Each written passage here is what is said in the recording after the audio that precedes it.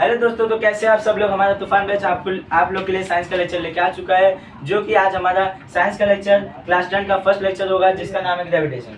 तो हम लोग ग्रेविटेशन की स्टार्टिंग करते हैं। तो आज हम लोग ग्रेविटेशन पढ़ते हैं। ये ग्रेविटेशन आया कहाँ से? तो ये ग्रेविटेशन, ये वर्ड से आया, ग्रेविटी से।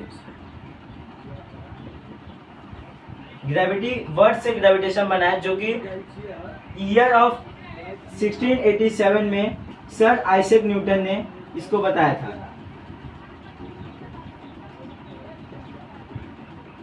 तो न्यूटन बाबा ने क्या किया था कि वो एक दिन पेड़ के नीचे बैठे हुए थे। एप्पल का ट्री था, उसके नीचे वो बैठे हुए थे। तो उन्होंने क्या बोला कि जब वो उसके नीचे बैठे हुए थे तो एक एप्पल उनके सर पे आके गिरा। उनके सर पे एप्पल आके गिरा तो वो कुछ विचार किए कि वो एप्पल नीचे क्यों गया। ये एप्पल इधर पे हॉरिजॉन्टली या फिर ऊपर भी तो जा सकता था, या फिर इधर कहीं भी जा सकता था, नीचे क्यों आया वो। तो उन्होंने इसके बारे में कुछ विचार किया और ये सोचा कि ये जो एप्पल है ये नीचे क्यों आया। तो उन्होंने क्या किया कि वो बताया कि ये जो हमारा अर्थ है, इसके पास एक ग्रेविटी है। मतलब कि वो अर्थ किसी भी ऑब्जेक्ट को, लिविंग नॉन लिविंग थिंग, कोई भी ऑब्जेक्ट को नीचे लेके आता है। तो उसी को उन्होंने ग्रेविटी नाम दिया। जैसे कि ये मैं मार्कर लिया हूँ, इसको मैं ऊपर फेंकूं तो ये नीचे क्यों आ रहा है। तो ऐसा उनके साथ भी ऐसा हुआ था कि ये जो एप्पल था वो नीचे क्यों आ रहा था। तो उन्होंने बताया कि जो हमारा अर्थ है उसके पास एक फोर्स है, और उसको उन्होंने ग्रेविटेशनल फोर्स नाम दिया था, जो कि एप्पल या फिर कोई भी लिविंग नॉन लिविंग थिंग नीचे ही आ रहा था। तो उन्होंने कहा कि जो हमारा अदर प्लैनेट से, जैसे कि कोई भी हमारा प्लेनेट हो, उसके पास एक खुद की ग्रेविटी होती है, और वो ग्रेविटी कभी कोई प्लेनेट पे कम होती है, किसी पे ज़्यादा होती है। जैसे कि अभी मान लो एक स्टार ले लेते हैं हम लोग, मून हमारे सन, हमारे मतलब कि हमारे प्लेनेट अर्थ को रिवॉल्व करता है, हमारे अर्थ के आसपास मून घूमता है। तो फिर उन्होंने कहा कि जो ये मून है, ये मून के पास भी ग्रेविटी है। तो फिर ये जो एप्पल जो गिरा था, ये जो एप्पल गिरा था यहाँ पे, ये जो मून है इसके पास भी तो जा सकता था, उसके पास भी ग्रेविटी है ना, मून के पास भी ग्रेविटी है। लेकिन उन्होंने कहा कि ये जो मून की ग्रेविटी है ना, वो अर्थ की ग्रेविटी से कम है। जैसे कि हमारे अर्थ का है, अर्थ का मास, यानी कि अर्थ का मास ज़्यादा है मून के मास से। जैसे कि देखो, हम लोग चलते हैं हमारे सन पे, ये हमारा सन हो गया, इसके अराउंड सभी प्लैनेट रिवॉल्व करते हैं। जैसे कि यहाँ पे देखो मर्क्यूरी, ऐसे हमारा अर्थ 3rd नंबर पे आता है। तो फिर ये जो सन है, सन का मास जो है सबसे ज़्यादा है यहाँ पे। जैसे कि यहाँ पे हमारा अर्थ है, इसके अंदर भी बहुत कम मास है कंपैरिजन ऑफ सन। तो फिर इसी की वजह से जो ये सन है ना, इसके रिवॉल्व में और प्लैनेट रिवॉल्व करते हैं। जैसे कि आप देख सकते हैं, यही उन्होंने लॉजिक लगाया कि जो ये हमारा अर्थ था, उसका जो मास था वो हमारे मून से ज़्यादा था। तो मून की ग्रेविटी भी तो उससे ज़्यादा होगी। अर्थ की ग्रेविटी जो है वो मून की ग्रेविटी से ज़्यादा होगी कि नहीं, आप भी लोग बताइए। अभी मास इसका ज़्यादा है, अर्थ का मास ज़्यादा है मून के मास से, तो जो अर्थ की ग्रेविटी है वो मून की ग्रेविटी से ज़्यादा है। तो इसी की वजह से जो हमारा ये एप्पल था ना, वो नीचे आया, ऊपर नहीं गया।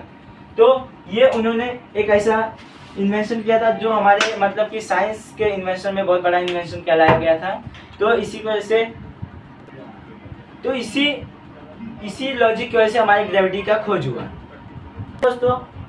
तो चलिए दोस्तों, आज हम लोग अभी स्टार्टिंग में हम लोग अपने टेक्स्ट बुक के जो टॉपिक्स दिए हो उन पे चलते हैं। तो टेक्स्ट बुक में पहला टॉपिक दिया हुआ है हमारा force and motion. Force and motion. तो दोस्तों, आप लोग ने क्लास 9 पे, ये हमारे स्कूल के जो टीचर्स लोग हैं ना, ये आप लोग को रटा दिए होंगे कि फोर्स और मोशन क्या होता है। लेकिन हम लोग को यहाँ पे रटना नहीं, हम लोग को यहाँ पे समझना है फोर्स और मोशन क्या होता है। तो चलिए हम लोग पहले मोशन पे जाते हैं। तो तुम लोग को डेफिनेशन चाहिएगा मोशन का डेफिनेशन चाहिए। चलो पहले डेफिनेशन लिख लेते हैं, उसके बाद मैं समझाता हूँ आप लोग को। तो चलिए पहले हम मोशन का डेफिनेशन लिख लेते हैं। तो हम यहाँ पे मोशन का ना सबसे एंटीक डेफिनेशन लिखेंगे, जिससे कि आपके स्कूल के टीचर्स लोग भी ना जल जाएंगे आप लोग से। तो अगर आप लोग के स्कूल के टीचर्स लोग अगर पूछे ना तो आपको ये सब कौन पढ़ाया, तो आप लोग बताना मत प्लीज। तो चलिए स्टार्ट करते हैं। तो ये मोशन का डेफिनेशन पहले लिख लिया जाए। A particle is said to be in motion if its position changes relative to surrounding. तो दोस्तों मेरी थोड़ी सी राइटिंग खराब है तो आप लोग इसमें एडजस्ट कर लेना। तो देखिए मोशन क्या कह रहा है कि जो भी पार्टिकल वो मोशन कर रहा है वो टाइम टू टाइम अपना जो पोजीशन है या फिर वो अपना जो, मान लीजिए आप अभी कार से चल रहे हो, मान लो आप बाइक चला रहे हो और चल रहे हो, तो फिर आप देखोगे कि जैसे जैसे आप आगे बढ़ जाओगे आपके जो सामने अभी पेड़ आया वो पेड़ क्रॉस हो गया, फिर दुकान आया वो भी क्रॉस हो गया। तो आप ये देख सकते हो कि टाइम भी चेंज हो रहा है, सराउंडिंग में जो चीज चल रही है वो भी आपका चेंज होते जा रहा है। तो ये हमारा मोशन हो गया। और फोर्स क्या हो गया? फोर्स आप लोग को जानना है तो आप मान लीजिए आप लोग कहीं जाते हो या फिर अभी आप बैठे हो, तो वहीं पे आप बैठे हो तो वहीं से किसी को धक्का दे दो या फिर अपना कुछ फोर्स लगाओ। जैसे कि अभी आपको फोर्स अच्छे से जानना है ना, तो आप अपने ही हाथ से अपने को थप्पड़ मार लो तो आप लोगों को पता चल जाएगा कि फोर्स क्या होता है। तो जो भी आप मतलब कि एक्शन वगैरह करोगे तो ये सब फोर्स आ जाएगा। जैसे कि हम लोग अभी कुछ भी एक्शन करें या फिर फोर्स के बारे में जाने तो ये हमारा फोर्स हो गया। चलिए अब हम लोग टेक्स्ट बुक के अगले टॉपिक पे चलते हैं। तो चलिए हम लोग अपने टेक्स्ट बुक के दूसरे टॉपिक पे चलते हैं जिसका नाम है सर्कुलर मोशन और सेंटीपीटल फोर्स। देखिए हमारा टेक्स्ट बुक का दूसरा टॉपिक है जो हमारा बी है, circular motion and centripetal force. तो देखिए सर्कुलर मोशन मतलब कि कोई भी ऑब्जेक्ट वो सर्कुलर पाथ में मोशन कर रहा हो यानी कि चल रहा हो। अभी आप लोग मोशन के बारे में पढ़े ना, तो फिर वही है जो मोशन कर रहा है, कोई भी ऑब्जेक्ट है जो मोशन कर रहा है वो सर्कुलर पाथ में कर रहा है यानी कि सर्कल टाइप में कर रहा है। और जो वो सर्कल टाइप में मोशन कर रहा है वो बहुत ही, क्या बोलते हैं उसको, बंद कर दो सर, बंद कीजिए सर, उसको बंद कर दीजिए। तो हम लोग क्या पे थे? सर्कुलर मोशन पे। तो हमारा जो सर्कुलर मोशन है यानी कि कोई ऑब्जेक्ट वो सर्कल में रिवॉल्व कर रहा है, ऐसा जैसे कि हमारा मून रिवॉल्व करता है अर्थ के अराउंड, ऐसा। तो चलिए अब हम लोग चलते हैं हमारे सेंटीपीटल फोर्स के ऊपर। अब सेंटीपीटल फोर्स क्या है उसको जानने के लिए हम लोग को कोई एक्सपेरिमेंट करना पड़ेगा। चलिए एक्सपेरिमेंट करते हैं। आप लोग बचपन में खेले होंगे कि मान लो कोई, अगर आप रस्सी लिए हो, कोई मान लो आप रस्सी लिए हो, उसके अंदर कोई पत्थर बांध लो बड़ा सा और उसको राउंड करो, ऐसा ऐसा घुमाओ, तो वो जो, अगर ये जो रस्सी बंधा हुआ है वो सेंटर से वो मास को घुमा रहा है, वो मास आगे तो जाना चाहता है। जैसे यहाँ पे देखो, ये हम लोग ने रस्सी है, ये हम लोग कोई भी ऑब्जेक्ट मान लो, हम लोग पत्थर बांधे हुए हैं, यहाँ पे पत्थर बंधा हुआ है, वो पत्थर यहाँ पे जाना तो चाहता है, यहाँ पे भी आएगा तो यहाँ पे जाना चाहेगा, लेकिन वो ऐसे पे सीधा जा नहीं रहा है बिकॉज वो सेंटर से बंधा हुआ है। तो ये सेंटर से जो फोर्स लग रहा है इसकी वजह से वो इसको आगे जाने नहीं दे पा रहा है, तो इसी को हम लोग सेंटीपीटल फोर्स कह सकते हैं। तो ये एक्सपेरिमेंट हम लोग का सेंटीपीटल फोर्स का, ये हमारे बुक में भी दिया हुआ है। तो चलिए हम नेक्स्ट टॉपिक पे चलते हैं। तो चलिए हम लोग नेक्स्ट टॉपिक जानने से पहले हम लोग मैं आप लोग को एक साइंटिस्ट से मिलवाना चाहता हूँ जिसका नाम है केपलर। जो जोन्स केपलर थे, उनका नाम था जोन्स केपलर।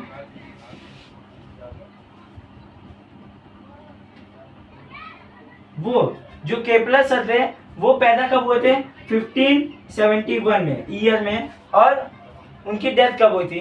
तो मैं जानता हूँ आप लोग को यही जानना है कि उनकी डेथ कब हुई थी, ऐसा मेरे को भी जानना था। तो चलिए हम लोग जान लेते हैं। पहले 1630 में उनकी डेथ हुई थी। तो वो कुछ जर्मन के साइंटिस्ट थे जिनका नाम था जोन्स केपलर, और वो एक एस्ट्रोनॉमर थे और मैथमेटिशियन भी थे।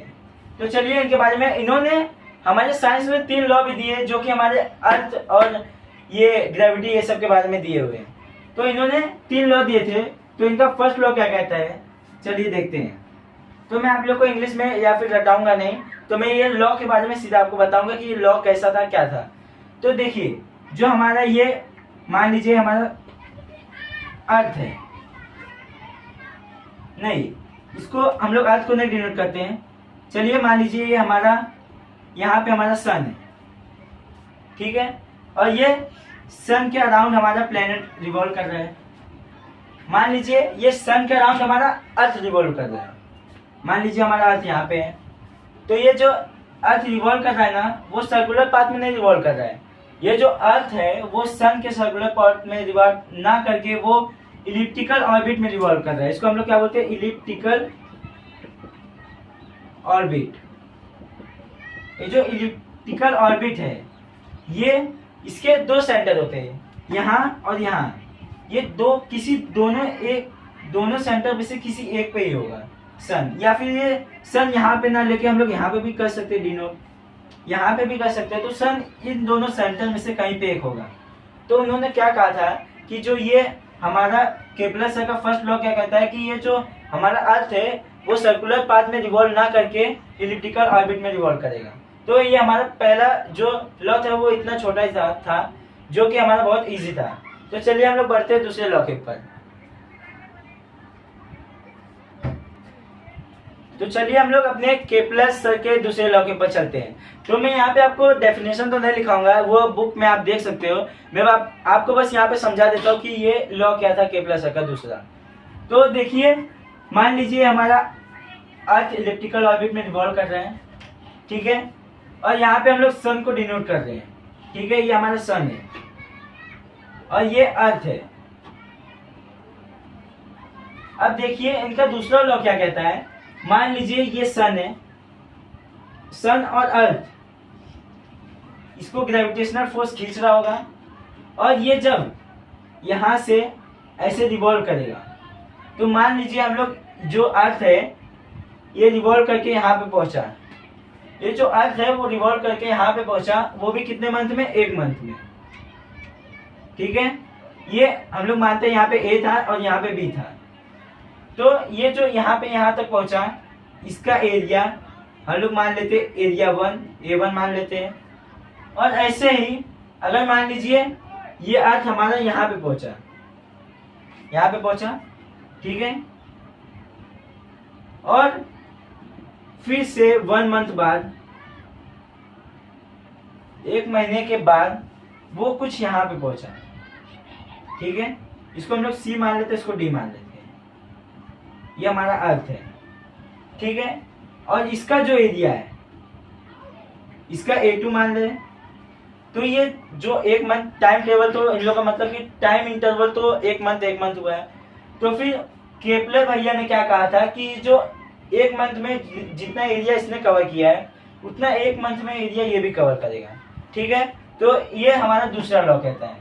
मतलब कि अगर मान लीजिए यहाँ पे भी अगर हम लोग देखें तो अर्थ यहाँ पे है और 1 महीने बाद यहाँ पे कुछ पहुंचा, तो इसका एरिया भी तीनों के बराबर ही रहेगा, तो सबका एरिया सेम रहेगा। तो ये हमारा सेकंड लॉ कहता है। तो चलिए हम लोग चलते हैं कि केपलर्स के हमारे थर्ड लॉ के ऊपर। ये थर्ड लॉ क्या कहता है, देखिए, जैसे कि देखिए ये हमारा सन है, ये हमारा इलिप्टिकल ऑर्बिट है, और ये अर्थ हमारे सन के अराउंड रिवॉल्व कर रहा है। तो थर्ड लॉ क्या कहता है केपलर का कि जो ये डिस्टेंस है, ये डिस्टेंस और इसका जो टाइम है, इसका कुछ रिलेशन उन्होंने बताया है कि जो हमारा टाइम का स्क्वायर रहेगा वो डायरेक्टली प्रोपोर्शनल रहेगा क्यूब ऑफ आर, मतलब कि डिस्टेंस। जैसे कि मान लीजिए अगर ये यहाँ पे हमारा डिस्टेंस ज़्यादा है, सन अगर अर्थ यहाँ आएगा तो सन और अर्थ का डिस्टेंस यहाँ पे ज़्यादा है, तो यहाँ पे जो हमारा टाइम लगेगा कि इसको रिवॉल्व, मतलब कि इसका रिवॉल्यूशन कंप्लीट करने में, वो भी हमारा ज़्यादा होगा।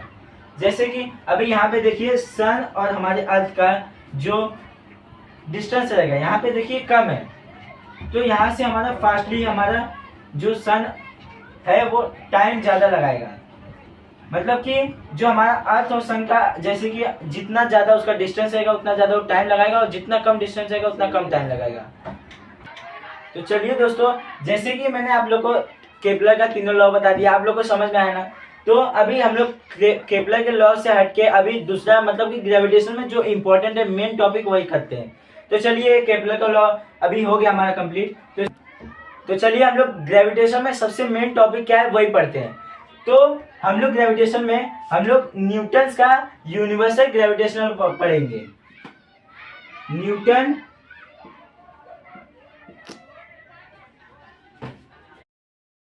Newton's universal law of gravitation. तो Newton's universal law of gravitation में क्या बोले थे न्यूटन सर ने कि हमारा कहीं भी मान लीजिए यूनिवर्स में कहीं भी हम लोग दो मास रखते हैं। मान लीजिए ये यहाँ पे हमारा मास m1 है और ये मास m2 है, ठीक है। ये मास m1 यानी कि हम लोग मान लेते हैं ये a है और ये b है। a का जो मास है वो m1 मान रखा है और जो b का मास है वो m2 मान रखा है, और ये जो दोनों का जो डिस्टेंस है उसको हम लोग r मान रखे हैं। लेकिन आप लोग के बुक में दिया है d माना है तो हम लोग d मानते हैं, चलो इसको d मानते हैं।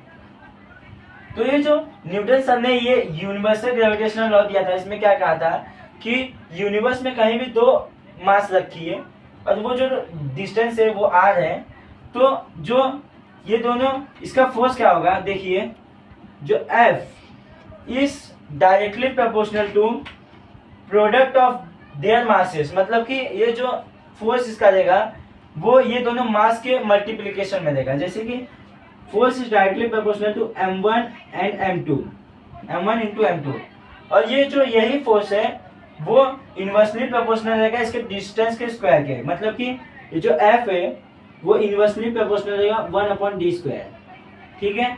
तो इसी को उन्होंने लिखा था कि F इज इक्वल टू, मतलब कि F proportional to m1 into m2 upon में d², ठीक है।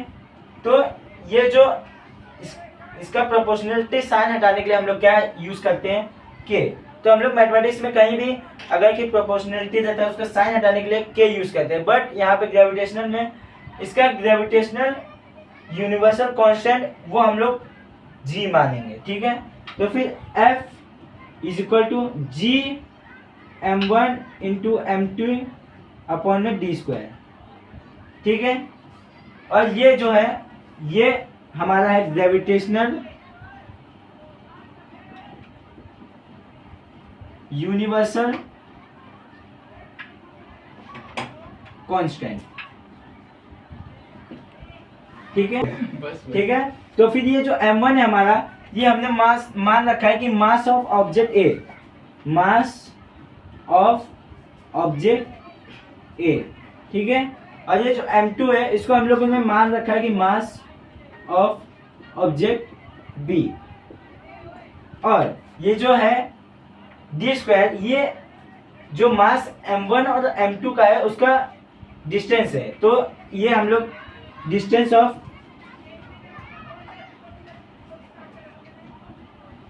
मास m1 एंड m2, ठीक है। और ये हमारा फोर्स है, ठीक है। अब हम लोग पहले देखेंगे force equal to g m1 m2 upon में d², मतलब डिस्टेंस का स्क्वायर, ठीक है। तो इसमें हमारा क्या है, जो ये ग्रेविटेशनल कांस्टेंट है इसकी भी कोई वैल्यू दी गई है, जैसे कि g ग्रेविटेशनल कांस्टेंट की वैल्यू दी गई है हमारी 6.67 into 10⁻⁻11 newton metre square kg की पावर में -2, ठीक है। ये मैं तुम लोग को अभी, तुम लोग बोलोगे सर ये आप रटा के इसका मतलब कि यूनिट बता दो, ठीक है। अभी मैं आप लोग को इसका यूनिट डिराइव करके बताता हूँ, रुकिए। तो इसको मैं मिटा देता हूँ, ये जो हमारा इक्वेशन है इसको मैं यहाँ पे लेके आता हूँ। देखो ये जो हमारा F is equal to g m1 m2 upon में डिस्टेंस का स्क्वायर था, ठीक है। तो इसका यूनिट हम लोग कैसे डिराइव करेंगे, देखिए जो फोर्स है ये यहीं पे रहने देते हैं, डिस्टेंस यहाँ पे हमारा डिवाइड में ऊपर आएगा, मल्टीप्लाई हो जाएगा डिस्टेंस का स्क्वायर अपॉन में मास m1 और m2 दोनों मल्टीप्लाई में इधर पे आ जाएंगे, डिवाइड हो जाएंगे m1 m2, और यहाँ पे हमारा ग्रेविटेशनल कांस्टेंट जिसकी हम लोग को यूनिट चाहिए थी वो निकल गया है, ठीक है। तो फिर ये जो हमारा फोर्स है उसको हम लोग किस में, मतलब कि उसकी यूनिट तो आप लोग पढ़े ही होंगे, जैसे कि हमारा फोर्स का यूनिट होता है न्यूटन, और ये डिस्टेंस यानी कि आर, मतलब कि हम लोग कितना चले उसको हम लोग किस में मेजर करते हैं, मीटर में। तो फिर डिस्टेंस को हम लोग मेजर कर ले मीटर में, मतलब मीटर का स्क्वायर अपॉन में मास। मास किस में हम लोग मेजर करते हैं, केजी में। तो फिर दो मास है, इसका मतलब है कि KG into KG, KG into KG. इसको मैं मिटा के लिख देता हूँ केजी का स्क्वायर, कोई दिक्कत है नहीं ना। चलो केजी का स्क्वायर इक्वल टू जी। ये जो हमारा जी का वहां पे हम लोग का यूनिट निकला था न्यूटन मीटर स्क्वायर केजी की पावर में -2, तो यहाँ पे हमारा निकला है न्यूटन मीटर स्क्वायर अपॉन में केजी की पावर kg2। तो फिर हम लोग यहाँ पे देखेंगे कि कहीं भी आप लोगों ने मैथ्स में पढ़ा होगा कि नीचे जो भी स्क्वायर में रहता है या फिर क्यूब में रहता है ऊपर जाके उसको माइनस में लिखते हैं। तो फिर यहाँ पे लिखेंगे न्यूटन मीटर स्क्वायर केजी की पावर में -2। तो फिर ये हमारा ग्रेविटेशनल कांस्टेंट का यूनिट निकला है। और यही यूनिट हमारा यहाँ पे जैसा कि मैंने लिखा था कि G इक्वल टू 6.67 इंटू 10 की power -11 newton metre square kg की पावर में -2, या फिर आप लोग ऐसा भी लिख सकते हो कि केजी अपॉन में केजी स्क्वायर। ठीक है, तो ये हमारा जो न्यूटन का यूनिवर्सल ग्रेविटेशनल लॉ था उसका हम लोग ने डेरिवेशन तो कर लिया। अब हम लोग इसका थोड़ा सा क्वेश्चन भी देखेंगे जो कि हमारा बहुत इजी तरीके से हो जाएगा। इसका क्वेश्चन बहुत ही सिंपल रहता है और क्लास 10 के बोर्ड में कभी कभार आ भी जाता है। तो चलिए हम लोग इसका क्वेश्चन करते हैं। तो चलिए हम लोग इसके जो मैंने अभी ग्रेविटेशनल कांस्टेंट का बताया उसका हम लोग कुछ मतलब कि क्वेश्चंस करते हैं। चलिए, तो मान लीजिए मैं यूनिवर्स में चला गया, जैसे कि मैं यूनिवर्स में चला गया और मैं अपने खुद का मास, मतलब कि मैं अपना रखता हूँ मास, मतलब कि मैं अपना मास रखता हूँ ए, मैं 50 किलो का हूँ, तो 50 केजी जो मास है यूनिवर्स में वो ए है। और यहाँ पे मैं अपने फ्रेंड को भी लेके जाता हूँ जिसका मास है 70 केजी। ठीक है, जो मेरा फ्रेंड था वो थोड़ा मुझसे मोटा था तो उसका मास थोड़ा 70 केजी है और ये बी है। ठीक है, तो हम दोनों यूनिवर्स में गए तो हम दोनों का जो डिस्टेंस था, मतलब कि हम दोनों की जो दूरी थी जहाँ पे हम दोनों खड़े थे वो मान लीजिए 3 मीटर था। ठीक है, मेरे और मेरे फ्रेंड की जो दूरी थी वो 3 मीटर था। तो इसका क्वेश्चन आप लोग कैसे करेंगे, अभी हम लोग ने फॉर्मूला बताया और जो ग्रेविटेशनल कांस्टेंट की वैल्यू थी वो भी आपको दे चुकी है। तो फिर आपको बस पुट करना है, कुछ नहीं, बहुत ही सिंपल है यार, बस करना है। चलो पहले आप लोग करिए, इसको वीडियो को पॉज करके आप लोग करिए, उसके बाद मेरा सॉल्यूशन देखिए। पहले आपको इससे आपको क्या होगा कि आपको मतलब कि रिवाइज होगा, बहुत ही अच्छी तरीके से आप लोग अपना देख सकते हैं। तो पहले हम लोग मैं कर देता हूँ, पहले एक क्वेश्चन मैं कर देता हूँ और एक क्वेश्चन मैं आप लोग के लिए दे दूंगा जो कि आप लोग स्क्रीनशॉट मार के अपना रख लेना, जो आप बाद में देख सकते हो। ठीक है, पहले एक क्वेश्चन कर लेते हैं। जो हमारा इसका फोर्स निकालना है, तो फोर्स की वैल्यू क्या थी, जी m1 m2 अपॉन में r स्क्वायर। ठीक है, तो जी यानी कि ग्रेविटेशनल कांस्टेंट, इसकी वैल्यू तो आप लोग को पता है, तो फटाफट बस पुट करना है यार। 6.67 इंटू 10 की पावर -11 और मास m1 क्या दिया है 50 kg। इसमें अभी हम लोग देखो ये जो इसका यूनिट है ना वो नहीं लिखना है हम लोग, इसका यूनिट मत लिखो यार, इसका यूनिट हम लोग डायरेक्ट फोर्स का यूनिट लिख देंगे यहाँ पे। जैसे कि मास यानी कि मेरा मास जो 50 kg है वो मैं m1 यहाँ पे लिखा हूँ और m2 70 kg बस। और यहाँ पे 3 मतलब कि डिस्टेंस हम लोग का 3 है, 3 मतलब कि डिस्टेंस का स्क्वायर मतलब 3 का स्क्वायर। तो जैसा कि हमारे बुक में दिया था यहाँ पे आर नहीं दिया था, तो हम लोग यहाँ पे डी एज्यूम कर लेते हैं, बट कहीं कहीं डिस्टेंस आर भी लेते हैं। तो ये आप लोग करिए, देखिए 6.67 इंटू 10 की पावर -11 इंटू 50 इंटू 70 अपॉन में 3 3 कितना होता है 9। अभी यहाँ पे बच्चे कंफ्यूज भी होते हैं कि 3 का स्क्वायर होता है, कोई कोई 6 बोल देता है। इसमें क्या होता है, उन लोग क्या लॉजिक लगाते हैं 3 2 6, बट आप लोग पहले इधर पे ध्यान दीजिए। ऐसा बोलने का सीधा 3 मतलब कि जितनी बार दिया ऊपर जितना लिखा है उसको उतने बार मल्टीप्लाई कर देने का उसी चीज को। जैसे कि अभी क्या देता है कि लॉजिक लगाते हैं कि 2 का स्क्वायर अगर 4 रहता है, 2 का स्क्वायर 4 रहता है तो सबको मालूम है। तो लोग क्या सोचते हैं कि 2 2 4, मतलब कि ऐसा 2 2 4 सोचते हैं। ऐसे मतलब कि 3 का स्क्वायर दिया जाएगा तो उन लोग क्या सोचेंगे 3 2 6। तो ये नहीं सोचना हम लोग को, जितनी बार दिया है उसी को उतनी बार मल्टीप्लाई कर लेंगे। पहले देखो 2 का स्क्वायर दिया तो 2 इंटू 2 करके तब देखेंगे कि हमारा सही आ रहा है कि नहीं। तो चलिए टॉपिक नहीं चेंज करते हैं, हम लोग यहाँ पे चलते हैं। तो अगर आप आप लोग को अपने खुद के मैथ्स पे डाउट है तो आप लोग ये नहीं कर पाओगे। इसके लिए आपको अपना मैथ्स स्ट्रांग बनाना पड़ेगा। देखिए ग्रेविटेशन मतलब कि साइंस में जितने भी टॉपिक्स हैं, जितने भी चैप्टर है, कुछ छोड़ के उसमें सिर्फ मैथ्स है। तो आप लोग को बस मैथ्स पे ध्यान देना है और साइंस पे भी देना है, बट उसमें भी न्यूमेरिकल्स ज़्यादा आते हैं आजकल बोर्ड में।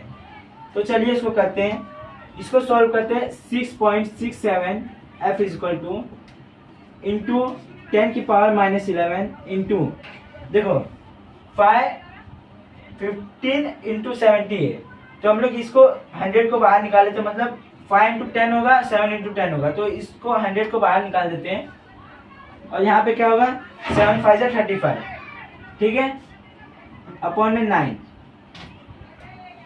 इतना समझ में आया। अब देखो ये 100 यानी कि 10 का स्क्वायर है, मतलब कि यहाँ पे हम लोग 10 की पावर 2 भी लिख सकते हैं, ठीक है। 10 इंटू 10 की पावर में -11, 10 की पावर में 2, और यहाँ पे प्लस में 2 है, यहाँ पे -11 है, तो यहाँ पे क्या हो जाएगा 10 की पावर में 9 लिख देते हैं हम लोग, डायरेक्ट लिखते हैं हम लोग। भाई खतरों के खिलाड़ी है, डायरेक्ट लिखेंगे हम लोग, ठीक है। 35। अब इसको मल्टीप्लिकेशन करके आप लोग कमेंट में बताना, इसको आप लोग कमेंट में बताना। अगर अपने मैथ्स पे शक है तो मत बताना भाई, ठीक है। ये हमारा ये ग्रेविटेशनल कांस्टेंट का बहुत ही छोटा सा मतलब कि क्वेश्चन था। इससे ज़्यादा हार्ड तो आता ही नहीं बोर्ड में, इससे भी ललुआ क्वेश्चन पूछ लेता है जो कि आपको मतलब कि देखते ही पता चल जाता है। तो ये इसको मिटाते हैं हम लोग। अब हमारे ग्रेविटेशनल पे दूसरे टॉपिक के ऊपर चलते हैं। तो दोस्तों जैसा कि हम लोग ने ग्रेविटेशनल कांस्टेंट का क्वेश्चन भी कर लिया और डेरिवेशन भी कर लिया है, तो ये ग्रेविटेशनल कांस्टेंट का बहुत ही इजी सा क्वेश्चन था और डेरिवेशन भी बहुत ही आसान था, उसका यूनिट भी हम लोग निकाल लिए। तो हम लोग अपने टेक्स्ट बुक के अगले टॉपिक के ऊपर चलते हैं, जिसका नाम है यूनिफॉर्म सर्कुलर मोशन और magnitude of the centimetre force. जैसे कि हम लोग ने यूनिफॉर्म सर्कुलर मोशन पढ़ लिया और सेंटीमीटर फोर्स भी अभी पढ़ा है, तो उसी के बेस पे एक डेरिवेशन दिया हम लोग के टेक्स्ट बुक में, तो हम लोग पहले उसको करते हैं। देखिए इसमें डेरिवेशन में क्या दिया है कि मान लीजिए ये हमारा सन है, यहाँ पे सन है, ठीक है, और कुछ यहाँ पे मान लीजिए कोई प्लेनेट है, प्लेनेट कोई भी प्लेनेट हो, मान लीजिए अर्थ है। ये जो प्लेनेट का मास है उसका m मान रखा है, ठीक है, और ये डिस्टेंस का मान रखे हम लोग r, और ये v वेलोसिटी से इधर पे जा रहा है प्लेनेट हम लोग का, ठीक है। तो इसमें इसके हिसाब से इसका फोर्स का वैल्यू मतलब कि इस पे जो फोर्स लग रहा है उसका क्या आएगा, force equal to mv² upon में r, ठीक है। मतलब कि हम लोग ने पहले एक फोर्स का वैल्यू भी पढ़ा था, मतलब कि force equal to Gm1 m2 upon में r²। तो जो हमारा फोर्स इक्वल टू है m तो एक ही दिया हमारा प्लेनेट का मास, तो m रखा, वेलोसिटी से जा रहा है तो v का स्क्वायर अपॉन में r मतलब डिस्टेंस, ठीक है। अब ये हम लोग इसका फॉर्मूला डिराइव करेंगे, मतलब कि डेरिवेशन दिया हम लोग टेक्स्ट बुक में, तो हम लोग डेरिवेशन को आगे प्रोसेसिंग करेंगे। तो यहाँ पे जो हम लोग का ये m है, ये m हम लोग का क्या दिया हुआ है, मास ऑफ द प्लेनेट।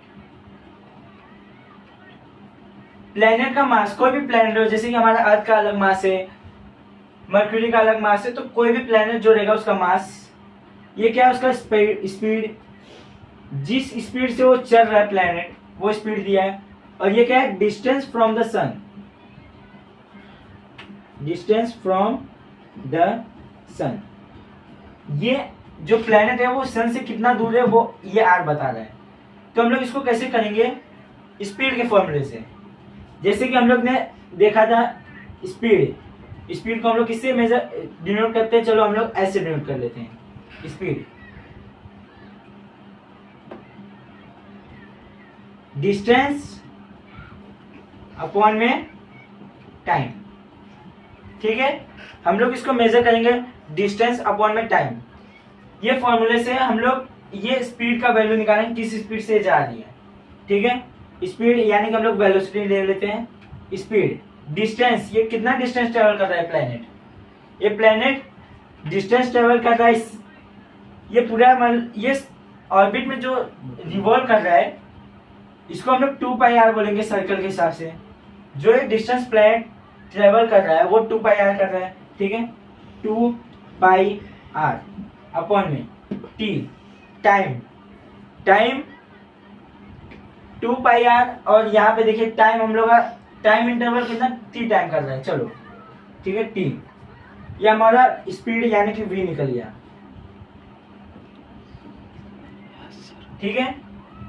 तो इसी जो ये हमारा स्पीड निकला है, चलो इधर पे नहीं दिख रहा होगा, ये जो हमारा स्पीड निकला है इसी को हम लोग इस फॉर्मूले में रखते हैं, F equal to mv² upon में r, ठीक है।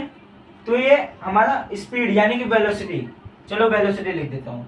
यहाँ पे जो वेलोसिटी है उसका वैल्यू यहाँ पे निकला है, तो हम लोग बस वेलोसिटी का वैल्यू इसमें पुट करेंगे और हमारा ये फोर्स का वैल्यू आ जाएगा, ठीक है। तो F equal to m into velocity क्या दी है 2πr अपॉन में t, इसके अपॉन में r, ठीक है। तो ये इसका स्क्वायर दिया है, m इंटू 2 का स्क्वायर 4, पाई स्क्वायर पाई का स्क्वायर पाई स्क्वायर, r का स्क्वायर r स्क्वायर अपॉन में t का स्क्वायर t स्क्वायर, ठीक है। तो फिर हमारा यहाँ पे जो आया हुआ है m इंटू 4 पाई स्क्वायर r स्क्वायर अपॉन में t स्क्वायर, ठीक है।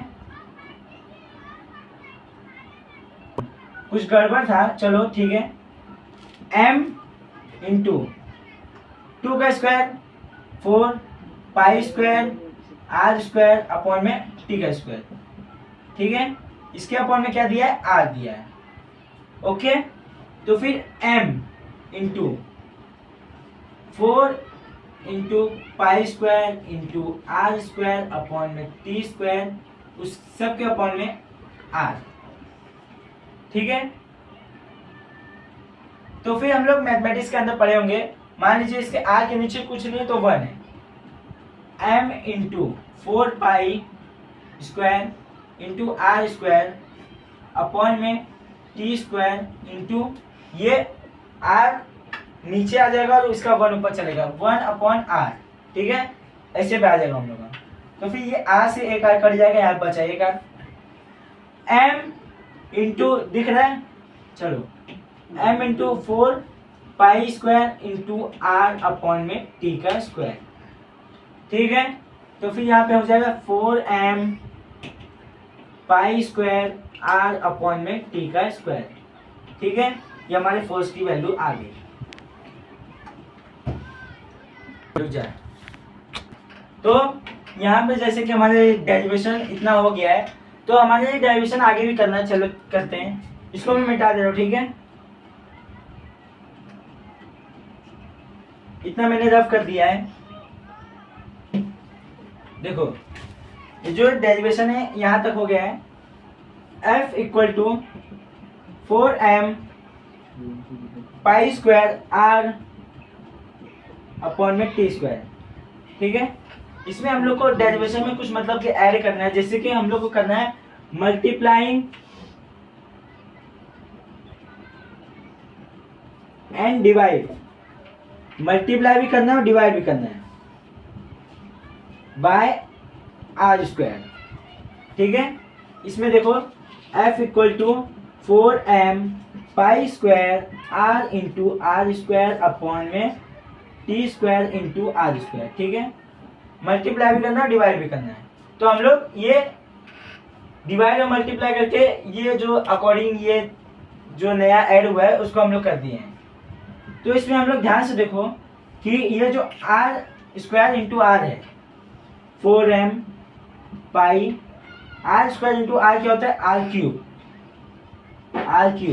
मल्टीप्लाई में पाई स्क्वायर है, ठीक है, अपॉन में t स्क्वायर अपॉन में r square, t square upon में r स्क्वायर, ये मल्टीप्लाई में। इसको हम लोग अलग से ब्रैकेट कर देते हैं, क्यों ब्रैकेट में करेंगे, बिकॉज ये हमारा कुछ केपलर के थर्ड लॉ से रिलेट कर रहा है, केपलर्स थर्ड लॉ। अब बोलोगे कि ये केपलर कौन है, अभी तो लेक्चर में पढ़े कि हम लोग केपलर कौन है, आप लोग को बस केपलर्स के मतलब कि मरने की देरी थी और कुछ नहीं। देखो ये हम लोग R square R cube upon R square इसको हम लोग अलग से क्यों कर रहे हैं, ये हमारा के प्लस के थर्ड लॉ से कुछ रिलेट कर रहा है। देखो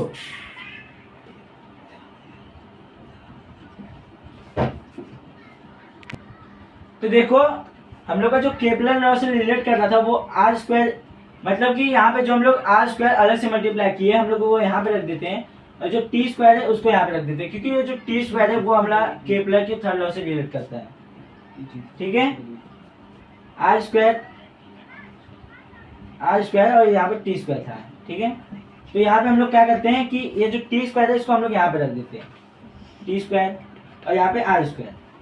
तो यह जो R cube upon T square है ये हमारे केपलर के थर्ड लॉ से रिलेट कर रहा है।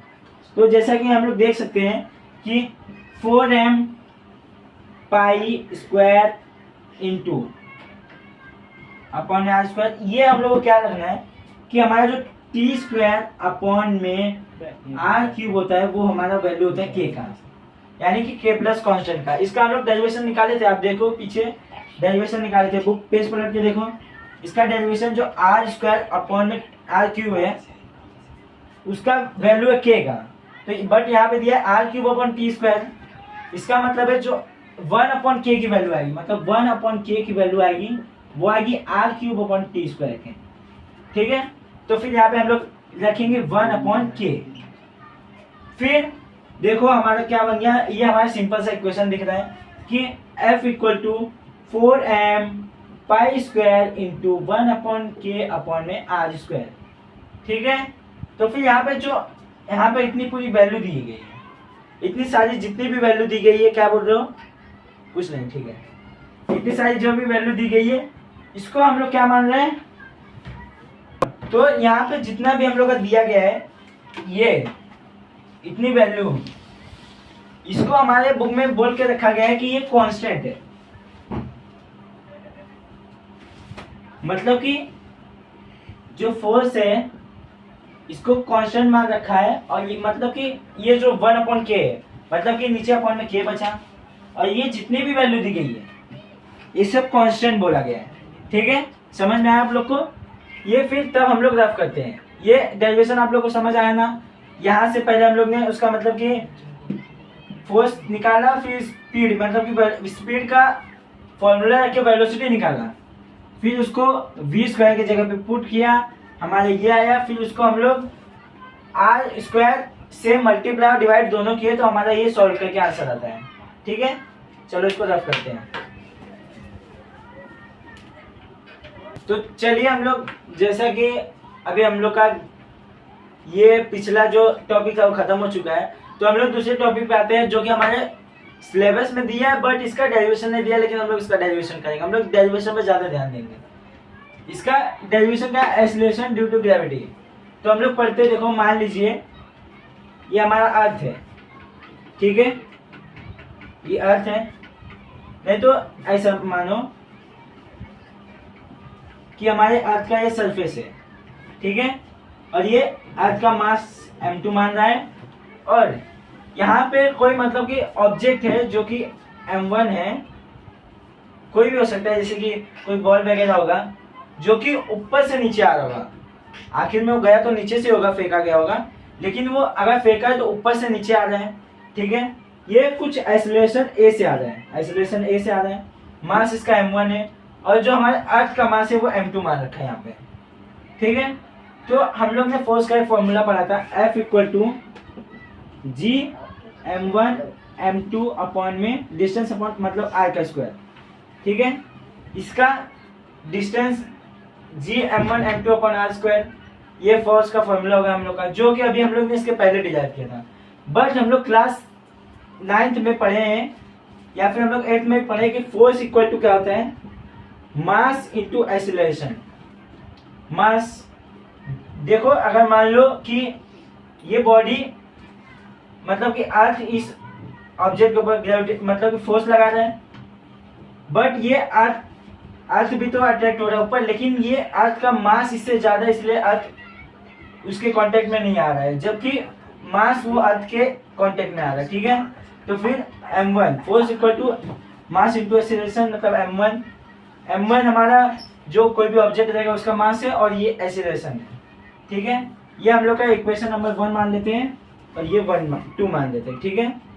तो जो हमारा ये देखो फोर्स, तो दोनों फोर्स ही हैं, दोनों फोर्स एक दूसरे के बराबर होंगे। इसका मतलब क्या है कि Gm1 मार्कर नहीं चल रहा क्या, Gm1 m2 अपॉन में r² इक्वल टू क्या होगा, इसके होगा m1 इंटू a के बराबर होगा, क्योंकि ये दोनों तो फोर्स ही है ना, तो ये फोर्स दूसरे फोर्स के बराबर होगा। इसका मतलब कि इसका जो वैल्यू है इसके बराबर होगा।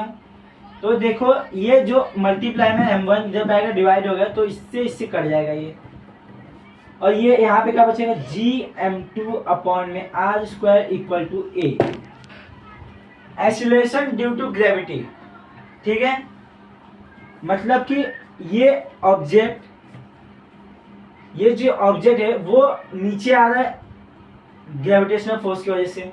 कोई भी मान लो हम लोग ऑब्जेक्ट ऐसा ऊपर फेंके तो फिर वो नीचे आए, कोई भी ऑब्जेक्ट हम लोग ऊपर, कोई भी देखो ऑब्जेक्ट है हमारा, यहाँ से नीचे से अगर फेंके गए तो ऊपर आएगा, किसी टाइम पे उसकी जो इनिशियल वेलोसिटी होगी, फाइनल वेलोसिटी होगी, वो 0 हो जाएगी, तब वो नीचे आना स्टार्ट होगा। यहाँ से तो ये स्पीड में जाएगा। इसी हिसाब से अगर हम लोग देखें कि कोई भी ऑब्जेक्ट अगर ऊपर से आ रहा है तो धीरे धीरे उसकी वेलोसिटी स्पीड बढ़ती जाएगी, जैसे जैसे उसकी स्पीड बढ़ेगी वो उतनी तेजी से नीचे आएगा। और अगर इसका आप लोग को एग्जांपल चाहिए तो आप लोग टेरेस पे से कूद जाओ, देखो आप, मतलब कि आप लोग बुरा मत मानना, लेकिन इसके लिए आप लोग धीरे धीरे आपकी स्पीड बढ़ेगी, ठीक है। तो फिर हम लोग आगे बढ़ते हैं। ये टेरेस वाला एग्जांपल रियल में मत कर लेना, नहीं तो फिर बोलोगे कि साइंस वाले सर बताए थे ऐसा वैसा। चलो ठीक है, तो ये हो गया हम लोग का ये एग्जांपल। अब ये क्या है, ये आप लोग जानते हो ना, gravitational constant. Gravitational constant m2 क्या है, मास ऑफ अर्थ।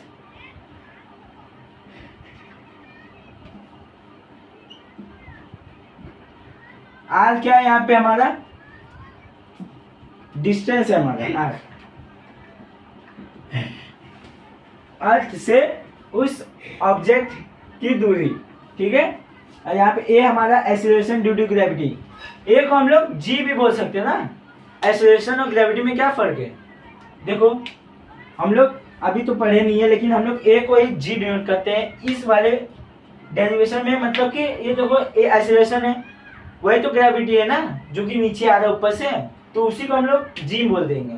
और ये जो g है ये ग्रेविटेशनल यूनिवर्सल कांस्टेंट है, मतलब कि पूरे यूनिवर्स में कांस्टेंट है। और ये जो g है छोटा वाला, इसको हम लोग छोटे g से डिनोट करते हैं। देखो ये जो g है इसको हम लोग छोटे g से डिनोट करते हैं। क्यों, बिकॉज ये g बदलते रहता है, ठीक है। तो ये जो g है ये बदलेगा, क्योंकि देखो अर्थ पे जितना हम लोग दूर जाते रहेंगे, हम लोग का अर्थ जो ग्रेविटी खींचेगा हम लोग को, मतलब कि जो अर्थ हम लोग का ग्रेविटेशनल फोर्स रहेगा वो उतना कम करते जाएगा। इसी हिसाब से जैसे देखो रॉकेट स्पेस में जाती है तो फिर उसका जो जैसे जैसे वो अर्थ से दूर होते जाती है वो नीचे आना थोड़ा कम करती है, मतलब कि अर्थ उतना ग्रेविटी नहीं लगाता उस पर, मतलब इतना फोर्स नहीं लगा पाता है, जैसे जैसे दूर होते जाएगी। अभी मान लो यहीं पे मैं अर्थ के थाउजेंड्स ऑफ किलोमीटर ऊपर चले गया, मतलब 1000 किलोमीटर ऊपर चले गया, तो उतनी तेजी से अर्थ मेरे को नहीं खींच पाएगी ना। तो फिर जो g की वैल्यू रहेगी कुछ, मतलब कि मिनिमम डिस्टेंस रहेगा ना, जैसे कि मान लो अभी 10 किलोमीटर, 20, 50, 200 किलोमीटर तक, इतने तक भी अर्थ हम लोग को उसी, मतलब कि ये जो g है उसी स्पीड से खींचेगी। इसका स्पीड अभी इसका डेरिवेशन करते चलो, इसको हम लोग g मानते हैं, ठीक है। इसका डेरिवेशन हम लोग यहाँ पे करते हैं।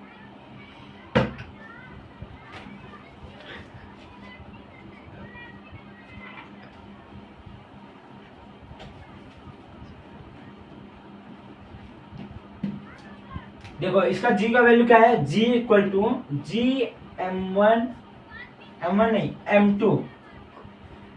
m2 अपॉन में r स्क्वायर, मतलब डिस्टेंस का स्क्वायर। तो यहाँ पे जैसे कि हम लोग ये फॉर्मूला लिख चुके हैं, अब बस इसमें वैल्यू पुट करनी है।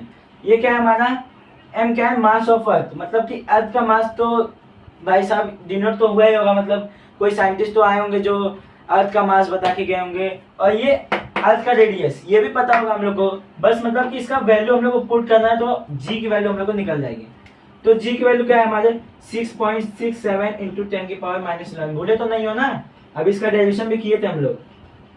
6.67 इंटू 10⁻⁻11, और इसका मास ऑफ अर्थ का मास क्या होता है 6 इंटू 10⁻24 kg, और इसको हम लोग इसमें डिनोट करते हैं न्यूटन मीटर स्क्वायर अपॉन में kg स्क्वायर, ठीक है। और ये रेडियस ऑफ द अर्थ का रेडियस क्या होता है 6.37 इंटू 10⁻6 होता है क्या, हाँ ठीक है, इसका स्क्वायर, और इसका भी स्क्वायर है ना, नहीं m2 है, ठीक है।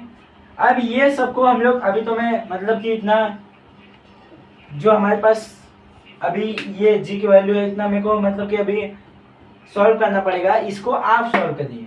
इससे आपको क्या होगा कि मतलब कि प्रैक्टिस होगी आपको, और ये जो पॉइंट वाला है ना ये आप लोग को निकालने में आसान होगा। ज़्यादा करके ना कि हम लोग को पॉइंट निकालना इसी में ज़्यादा की दिक्कत होता है, और ये स्क्वायर दिया जाता है माइनस में दिया है, ये सब निकालने में हम लोग को दिक्कत होता है। अगर ये आप लोग को चाहिए रहेगा तो बता देना, लेकिन अभी हम लोग ये आप लोग करोगे।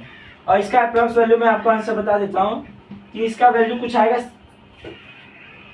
9.7 करके कुछ आएगा, 7 ऐसी मीटर पर सेकंड स्क्वायर। और इसको हम लोग राउंड ऑफ करके क्या बोलते हैं 9.8 मीटर पर सेकंड स्क्वायर जी की वैल्यू, ठीक है। और ये जो 9.8 स्क्वायर मीटर पर सेकंड स्क्वायर है, ये जी की वैल्यू कहाँ पे ज्यादा करके यूज होती है, अर्थ के मिनिमम डिस्टेंस पे। और अगर मान लो आप लोग अर्थ के 1000-2000 ऑफ किलोमीटर ऊपर चले गए तो आपको ये जी की वैल्यू नहीं लगेगी, बिकॉज कि यार हम लोग उतना तेजी से नहीं खींच पाएगा ना यार, तुम लोग समझो ना। अभी जैसे कि ये अभी कोई पूछ रहा है आपको यूनिवर्सल ग्रेविटेशनल कांस्टेंट और जी एक्सेलरेशन ड्यू टू ग्रेविटी, ये दोनों में क्या डिफरेंस है, तो क्या बोलोगे। ये जो हमारा है ना ये कुछ अर्थ के मतलब स्पेसिफिक अंदर तक मतलब ज़्यादा करके वो हम लोग को नहीं खींच पाएगा ग्रेविटी से, या फिर इतना वो नहीं फोर्स लगा पाएगा। और जितना हम लोग ऊपर जाएंगे उतना अर्थ की ग्रेविटी हम लोग को कांटेक्ट कम होते जाएगा। तो यही डिफरेंस है और कुछ नहीं। और यूनिवर्सल ग्रेविटेशनल कांस्टेंट है वो हमारा यूनिवर्स पूरे यूनिवर्स के लिए, पूरी मतलब कि जितना भी यूनिवर्स में प्लैनेट है वो सब के लिए, ठीक है। चलो इसको रद्द करते हैं। तो दोस्तों चलिए हम लोग अपने मतलब जो हमारे ग्रेविटेशनल का है ना उसमें थोड़ा टॉपिक्स में आगे बढ़ते हैं जो हमारे क्लास 10 में है, ठीक है। तो हमारा कौन सा टॉपिक स्टार्ट होता है, mass and weight. Mass and weight. अब कितने लोग बोलते हैं कि मास और वेट दोनों सेम चीज है, ये आप बिल्कुल गलत बोल रहे हैं, ठीक है। जब मास और वेट है दोनों अलग अलग चीजें। जैसे कि हम लोग देखो जाते कभी हॉस्पिटल में या फिर कभी डॉक्टर के पास बुखार ये फीवर वगैरह हुआ रहता है, हम लोग को जाते तो वहाँ पे हम लोग अपना वेट देखते कितना हुआ है हम लोग का, कितना ये देखते ना हम लोग को मतलब कि दवा लेने नहीं जाना रहता तो भी हम लोग जाके देख लेते कितना हुआ है कितना नहीं हुआ है। ये हम लोग की बचपन के आदत थे, वो छोड़ो। चलो देखते हैं हम लोग मास क्या होता है वेट क्या होता है। तो आप लोग देखो मास की मेरा मास जितना केजी का मैं हूँ, मास किस में डिनोट होगा केजी में। मेरा मास मान लो मैं यहाँ पे अर्थ पे खड़ा हूँ, मेरा मास 50 केजी है, और मैं मून पे चले गया मेरा मास 40 केजी हो गया। ऐसा हो सकता है? ऐसा नहीं हो सकता कि मास हमारा चेंज नहीं होगा, चाहे हम लोग कहीं भी चले जाए। वो अभी तुम लोग बोलोगे सर मैं चेंज कर दूंगा 2 दिन तक खाना नहीं खाऊंगा, तो वो बात अलग है भाई तुम लोग का। लेकिन अगर मैं 50 केजी का हूँ तो मैं अगर मून पे जाऊंगा या फिर किसी भी प्लेनेट पे जाऊंगा मेरा मास चेंज नहीं होगा, मास हम लोग का अलग हो रहा है, ठीक है। और वेट जो होता है मास हमारा सेम रहता है, चाहे जौन से प्लेनेट पे जाए। जैसे कि हम लोग अर्थ पे आ गए, अर्थ पे हैं, अर्थ से हम लोग मून पे चले गए, मून पे मान लो हम लोग थोड़ा सा ग्रेविटी कम होती है उसकी, बट हम लोग का मास तो नहीं चेंज होगा ना, उसमें मास तो हम लोग का सेम ही रहेगा। हम लोग का भले से वेट चेंज हो रहा है लेकिन मास नहीं चेंज होगा। अब वेट क्या होता है, वेट इक्वल टू हम लोग का होता है mass into gravitational due, mass into G, m into G. ये ग्रेविटेशनल मतलब कि ये जो जी है, अभी हम लोग इसका डेरिवेशन किए, ये एक्सीलरेशन ड्यू टू ग्रेविटी।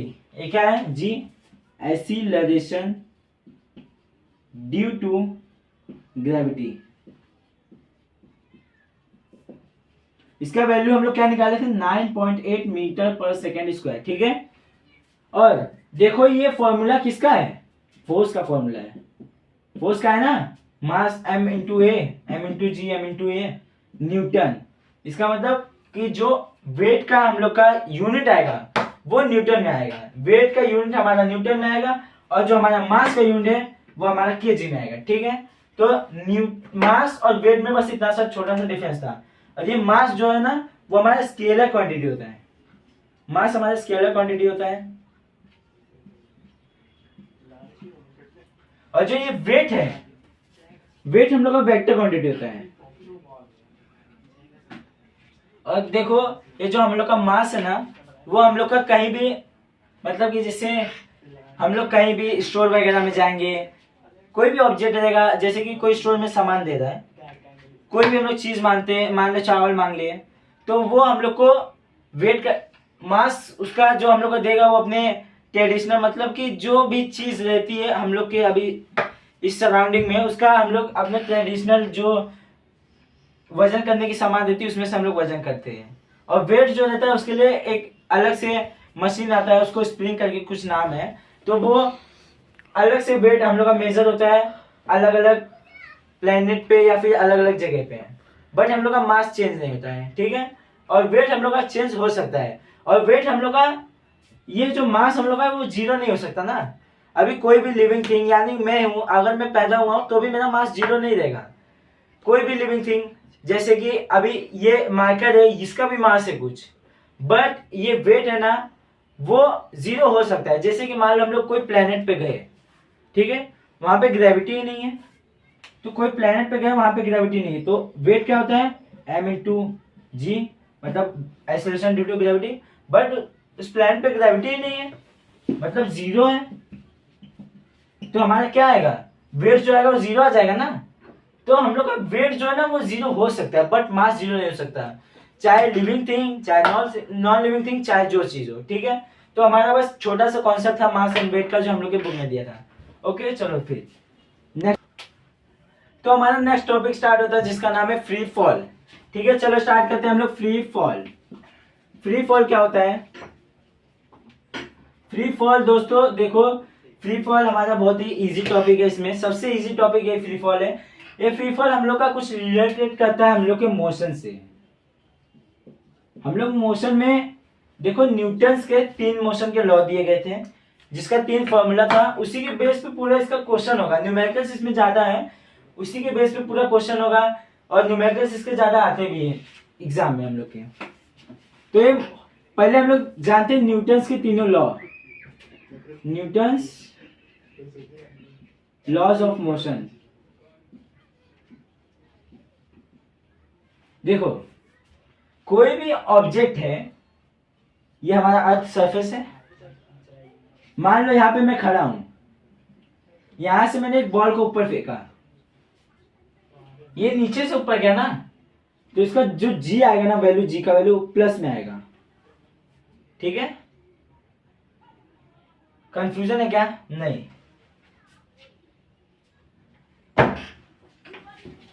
जी का वैल्यू जो इसका है ना, तो देखो दोस्तों यहाँ पे जो जी की वैल्यू है ना वो थोड़ा गड़बड़ हो गया था, जो नीचे से ऊपर जाता है ना तो फिर ये जी की वैल्यू माइनस में आती है। ठीक है, और ये जी की वैल्यू माइनस में आएगी, और यही अगर हमारा अर्थ के सरफेस से ऊपर से अगर कोई ऑब्जेक्ट आ रहा है तो जी की वैल्यू हमारा प्लस में आएगा। ठीक है, तो इसी के बेस पे हमारा न्यूटन्स ने लॉ भी दिया था, इसको मैं मिटा दे रहा हूं, इधर पे डायग्राम में बना दे रहा हूं कि नीचे से ऊपर माइनस में जी और ऊपर से नीचे प्लस में जी। ठीक है, अब ये लॉ क्या था इनका?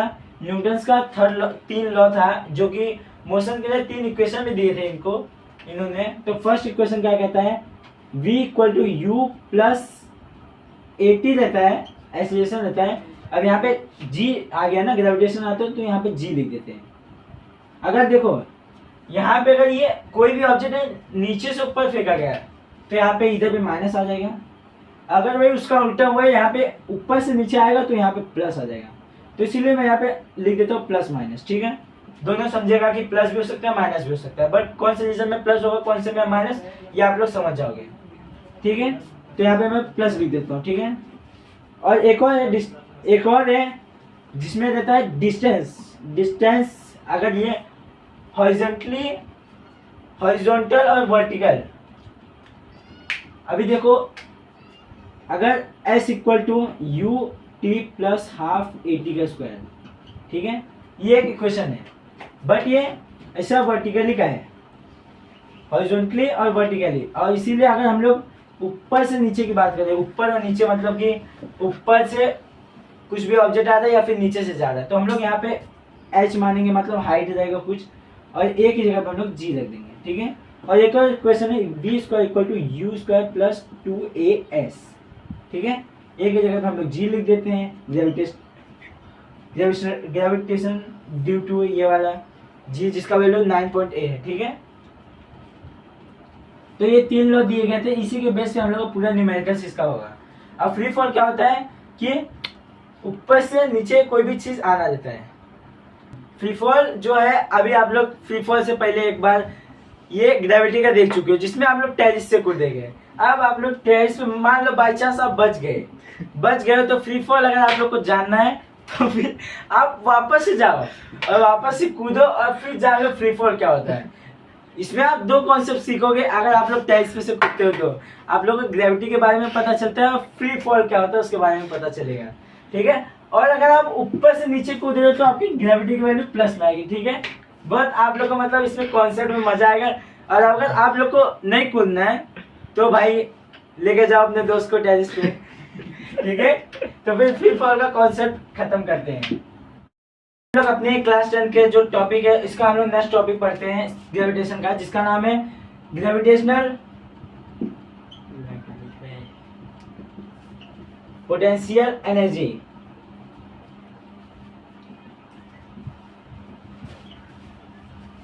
तो जैसा कि हम लोग न्यूटन लॉ ऑफ मोशन में भी पढ़े थे कि जी का वैल्यू, जी इसमें सिर्फ देखो ग्रेविटेशनल पोटेंशियल एनर्जी क्या होता है कि मान लो ये अर्थ का सरफेस है, अर्थ के सरफेस के कुछ हाइट, यानी कि हम लोग कोई बॉल लेते हैं और अर्थ के सरफेस से कुछ हाइट पे फेंकते हैं ऊपर, और मान लो ये ज्यादा ऊपर तो नहीं जाता, हम लोग बॉल फेंकेंगे ज्यादा ऊपर तक नहीं जाएगा। बट अगर हम लोग कोई चीज ऐसी है जो अर्थ के सरफेस से ज्यादा ऊपर चली गई है, तो उसका अगर हम लोग जी का वैल्यू रखें 9.8,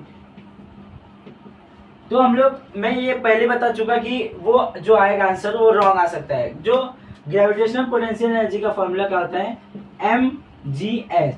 और मान लो ये हम लोग बॉल फेंके तो वो ज्यादा ऊपर तक नहीं जाएगा, और हम लोग जो mgh का वैल्यू रखेगा, m का वैल्यू रखेंगे हम लोग 9.8, और हम लोग हाइट रखेंगे और मास ऑफ ऑब्जेक्ट। बट अगर हम लोग ज्यादा ऊपर, जो मास बहुत ज्यादा ऊपर है, और उसके लिए अगर हम लोग g का वैल्यू 9.8 रखें तो हम लोग का पोटेंशियल एनर्जी रॉन्ग हो सकता है।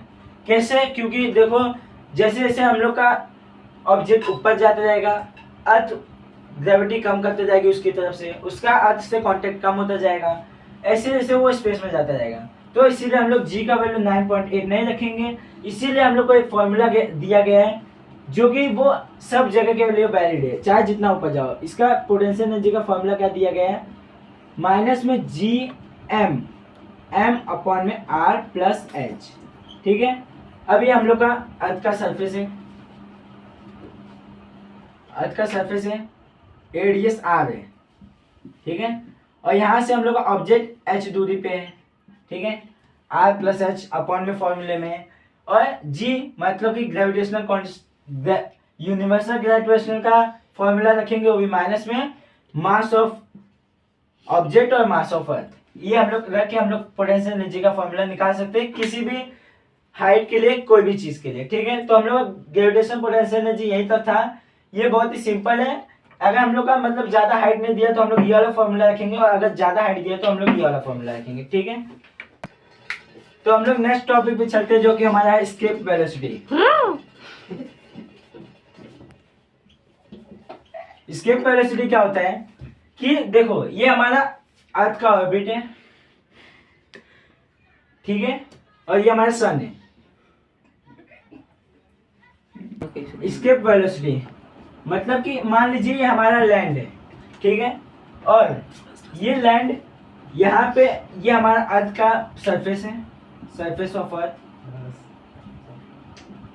ठीक है।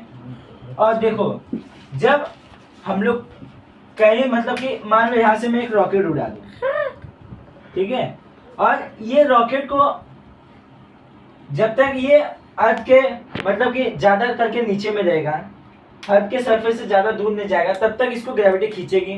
बट ये अर्थ का भी एक वो होता है, ग्रेविटी खींचने की क्षमता होती है। जहां तक अगर मान लो वो ऑब्जेक्ट उस क्षमता को पार कर गया तो ग्रेविटी उसको ज्यादा तेजी से नहीं खींच पाएगी।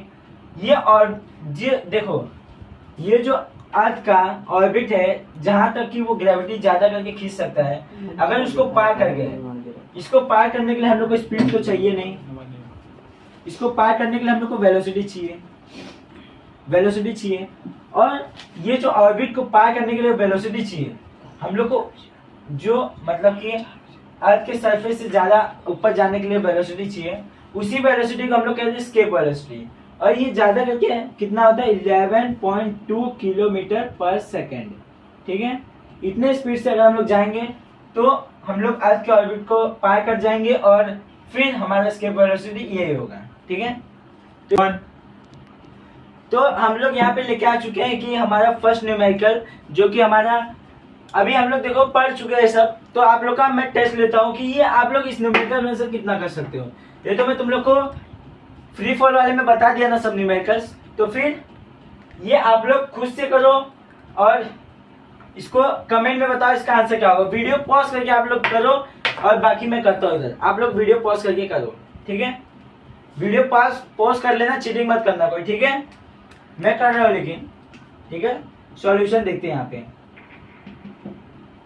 सॉल्यूशन क्या है, टाइम 5 सेकंड दिया है। ऑब्जेक्ट कहाँ से, an object take 5 second reach the ground from height 5 metre. मतलब कि ऑब्जेक्ट जो है ऊपर से नीचे आ रहा है, ठीक है। ऑब्जेक्ट जो है ऊपर से नीचे आ रहा है तो उसका जी का वैल्यू क्या होगा, पॉजिटिव होगा, ठीक है। तो हम लोग इसमें देखो हमारा टाइम दिया 5 सेकेंड और इसका जो हाइट दिया 5 मीटर दिया है।